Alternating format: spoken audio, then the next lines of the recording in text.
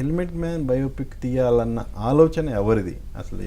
ఎవరికి వచ్చింది ఆలోచన? దీన్ని ఎలా, ఆ స్క్రిప్ట్ అంతా రెడీ అయిపోయిందా, ఎలా ఏంటి? మీరు ఇప్పుడు ఇందాక ఒక ప్రశ్న అడిగారు సార్, ఏమన్నారంటే ఓన్లీ స్టార్స్వే బయోపిక్ తీస్తారన్నారు.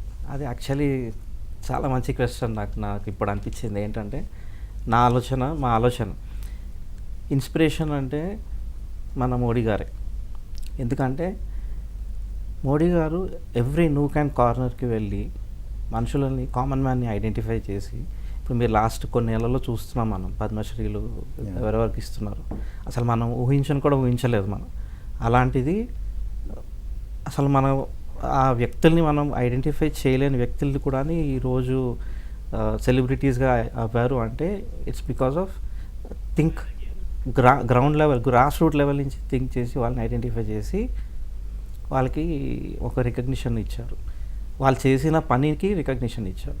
సో ఈ ఐడియా ఏంటంటే సార్, రోడ్ యాక్సిడెంట్స్ అనేవి చాలా కామన్ మన ఇండియాలోనే కాదు అన్ని చోట్ల కామన్. మనకు టూ వీలర్ ఎక్కువ ఉంటాయి కాబట్టి lack of awareness and negligence, మనకి చల్తా హై యాటిట్యూడ్ ఇండియన్స్కి. సో ఇది ప్రతి ఒక్క ఇంటికి ఈ ఒక మెసేజ్ చేరాలి అనేది ఒక విజన్. ఏది చేసినా ఒక విజన్తో ఆలోచిస్తాం. We have to own something. మన ఆ విజన్ అయితే ఏదైతే ఉందో ఒక మెసేజ్. దిస్ ఈజ్ నాది ఫస్ట్ ప్రొడక్షన్. ఓకే. సో ఈ ఫస్ట్ ప్రొడక్షన్ ఏదైనా మంచి సొసైటీలోకి మెసేజ్ తీసుకెళ్ళాలి అనేది ఒక మూవీ ద్వారా అయితే ఇంపాక్ట్ కొంచెం ఎక్కువ ఉంటుంది. అండ్ నా ఏరియా ఆఫ్ ఇంట్రెస్ట్ ఇది మెసేజ్ వెళ్ళాలి. అండ్ ఇదే స్టోరీ ఎందుకు ఎంచుకున్నామంటే ఇట్స్ యూనిక్గా అనిపించింది నాకు. ఓకే. చాలా ఉన్నాయి మనకి, అందులోని ఇది ఎందుకో మరి అది భగవంతుడి ఆజ్ఞో తెలియదేంటో అలా కనెక్షన్ అలా జరిగింది. సో హెల్మెట్ మ్యాన్ దృష్టిలోకి రాగానే మేము డిస్కస్ చేయగానే ఇదేదో కాన్సెప్ట్ యూనిక్గా ఉంది.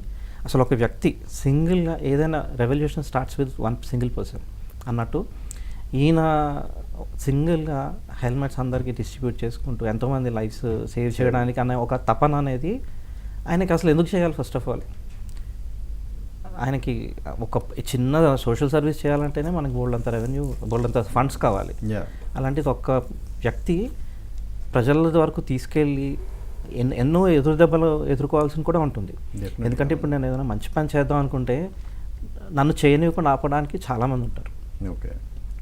సో అవన్నీ నాకు ఎందుకో బాగా అనిపించింది. డిస్కస్ చేసినప్పుడు మేము మా టీం ఎవరైతే అన్నారో ప్రసాద్ గారు, ప్రియదర్శిని అండ్ మన ధర్మేంద్ర గారు, వీళ్ళతో డిస్కస్ చేసినప్పుడు దీనికి వచ్చి డిసైడ్ చేసాం.